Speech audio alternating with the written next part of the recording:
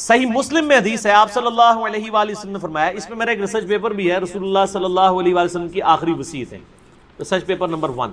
اس میں نے قبروں پہ حاضری کے حوالے سے ہر چیز ایڈریس کر دی ہے۔ اسی میں آپ کو حدیث بھی مل جائے گی صحیح مسلم کی، انٹرنیشنل نمبر کے مطابق 2259 ہے۔ آپ صلی اللہ علیہ وآلہ وسلم نے فرمایا، میں تمہیں قبروں کی زیارت سے منع کرتا تھا، لیکن اب میں تمہیں حکم دیتا ہوں کہ قبروں پہ جاؤ تاکہ آخرت کی یاد آئے۔ ٹھیک ہوگا جی؟ اور اس کے علاوہ بھی صحیح مسلم میں 2256 نمبر حدیث ہے کہ آپ صلی اللہ علیہ وآلہ وسلم نے، اوپر تلے 8-10 حدیثیں ہیں، یہ بھی صحیح مسلم میں۔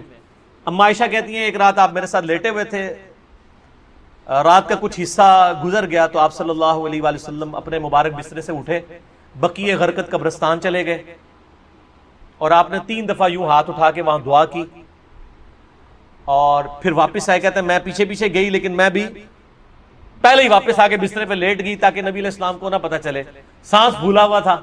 آپ نے فرمایا کہ اے عائشہ، تم نے گمان کیا کہ اللہ اور اس کا رسول تم سے خیانت کریں گے، یعنی تم نے یہ سمجھا میں کسی اور بیوی کے پاس چلا گیا ہوں، تو اے عائشہ مجھے سچ سچ بتاؤ، تم کیا میرے پیچھے آئی تھی؟ اور اگر تم نہیں بتاؤ گی تو مجھے اللہ تو بتا ہی دے گا۔ اے علم غیب بھی کلیئر ہو گیا، اللہ تو مجھے بتا ہی دے گا۔ تو انہوں نے کہا یا رسول اللہ میں گئی تھی۔ تو فرمایا کہ میں جب لیٹا تو جبرائیل علیہ السلام کو اللہ تعالیٰ نے میرے پاس بھیجا، اور انہوں نے کہا کہ اللہ تعالیٰ فرماتا ہے کہ آپ اہل بقیع کے لیے دعائے مغفرت کریں۔ تو میں رات کو اٹھ کے قبرستان گیا اور 3 دفعہ ہاتھ اٹھا کے دعا کی۔ سیدہ عائشہ نے پوچھا یا رسول اللہ علیہ وسلم، جب میں جاؤں یا ہم لوگ قبرستان جائیں تو ہم کیا دعا کریں؟ تو آپ صلی اللہ علیہ وآلہ وسلم نے دعا تعلیم فرمائی، السلام علیکم اہل الدیار من المؤمنین والمسلمین وَإِنَّا إِن شَاءَ اللَّهُ بِكُمْ لَلَاحِقُونَ نَسْأَلُ اللَّهَ لَنَا وَلَكُمُ الْعَافِيَةَ۔ تم پر سلامتی ہو اے مومنین اور مسلمین، مرد و عورت اس قبرستان میں جو دفن ہو، ہم ہمارے اپنے لیے اور تمہارے لیے اللہ سے عافیت کا سوال کرتے ہیں، اور ہم بھی مر کے تمہارے پاس ہی آنے والے ہیں۔ یہ دعا صحیح مسلم کے اندر موجود ہے۔ سیدہ عائشہ کو آپ نے یہ تعلیم فرمائی، انہوں نے کہا کہ میں کیا پڑھوں؟ تو آپ نے فرمایا تم یہ پڑھنا۔ اس سے کیا پتہ چلا کہ عورتیں قبرستان جا سکتی ہیں۔ لہذا یہ سعودیہ والوں نے جو بقیع غرقد قبرستان کے بعد لکھ کے لگایا عورتوں کی حاضری منع، یہ بالکل خلاف سنت ہے، اور وہ عورتوں کو نہیں جانے دیتے قبرستان۔ غلط ہے، غلط کام کوئی بھی کرے غلط ہے۔ کیوں؟ نہ میں وہابی نہ میں بابی، میں ہوں مسلم علمی کتابی۔ نہ یہ بابوں کی بات ہوگی نہ وہابی سو کارڈ بات ہوگی، یہ علمی کتابی بات ہوگی۔ اور اما عائشہ رضی اللہ تعالی عنہا باقاعدہ اپنے بھائی کی قبر پہ گئی، جامعہ ترمذی میں صحیح سند کے ساتھ ہے، عبد الرحمن بن ابی بکر ان کی قبر پہ گئیں، وہاں پہ جا کے اشعار بھی پڑھے، اور امام ترمذی ایک حدیث لے کے آئے کہ نبی علیہ السلام نے لعنت فرمائی ہے ان عورتوں پر جو زوار القبور کرتی ہیں، کثرت سے قبرستان جاتی ہیں۔ پھر ساتھ ہی امام ترمذی نے لکھا اس حدیث کے اندر، یہ ساری حدیثیں آپ کو مشکات کی پہلی جلد میں نا قبروں کی زیارت والے چیپٹر میں مل جائیں گی کمبائنڈ فارم۔ امام ترمذی نے لکھا یہ حدیث منسوخ ہے، کیونکہ جب آپ نے عام اجازت دے دی کہ قبروں پہ جاؤ آخرت کی یاد آئے تو یہ حدیث منسوخ ہوگی۔ اور زوار القبور سے مراد ہے کثرت سے، اگر کبھی کبھار عورت چلی جائے تو جائز ہے، لیکن مزاروں پہ نہیں، قبروں پہ۔ مزاروں پہ تو مرد بھی نہیں جا سکتے، کیونکہ مزار تو نبی علیہ السلام کی مخالفت میں بنائے گئے ہیں۔ صحیح مسلم میں حدیث ہے، تمہیں منع کرتا ہوں قبروں پر عمارتیں بنانے سے، قبروں کو پکا کرنے پہ، ان سے بیٹھنے سے۔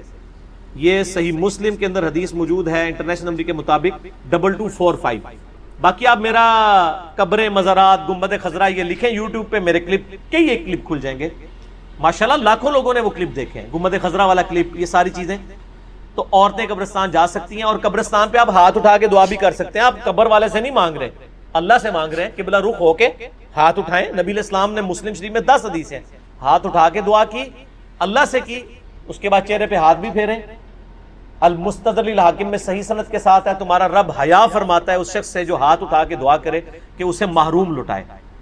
یہ ابو داؤد میں بھی ہے، وہ روایت کمزور ہے، مستدرک کی روایت صحیح ہے کہ اور نماز کے بعد بھی آپ اپنی انڈیویجول دعا ہاتھ اٹھا کے کریں، یہ افضل ہے۔ اس کے بعد چہرے پہ ہاتھ پھیرنا بھی نہ صرف سنت ہے بلکہ اجماع امت ہے۔ یہ تو سعودیہ کے چند مولویوں نے یہ کام شروع کیے ہیں، اور وہ کہتے ہیں کہ جناب چہرے پہ ہاتھ پھیرنا ثابت نہیں ہے۔ ابو داؤد میں ضعیف روایت ہے کہ نبی علیہ السلام پھیرتے تھے، لیکن امام بخاری کی کتاب ہے الادب المفرد، اس میں انٹرنیشنل نمبر کے مطابق 609 نمبر اثر ہے کہ عبداللہ ابن زبیر اور عبداللہ بن عمر رضی اللہ تعالی عنہما، یہ دونوں دعا کے بعد اپنے چہرے پر ہاتھ پھیرا کرتے تھے، اور عملی تواتر ہے، پوری امت پھیرتی ہے، یہ تو حدیث سے بڑی دلیل ہے۔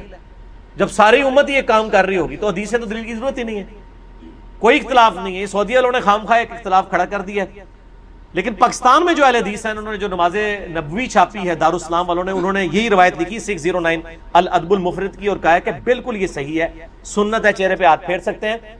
بلکہ میں آپ کو شغل کی بات بتاؤں، سعودیہ سے کوئی چند سال پہلے کی بات ہے، ایک بھائی نے مجھے کہا ہمارے ایک شیخ ہیں یہاں پہ سعودیہ میں، مدینہ یونیورسٹی، ام القریٰ یونیورسٹی مکہ میں بھی ہمارے اسٹوڈنٹس ویڈیوز کے اعتبار سے جو ہیں وہ سنتے ہیں،